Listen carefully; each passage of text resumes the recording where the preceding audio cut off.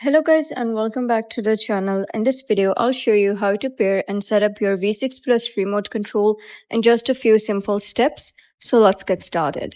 Start by making sure your V6 Plus box is turned on and you're on the main home screen. From there, open Settings, which is usually located among the icons on the home page. Next, go to Remotes and Accessories. If another remote is already connected, select it and choose the option to disconnect or remove the existing pairing before continuing. When you're ready to pair the new remote, press and hold the OK button and the volume down button at the same time.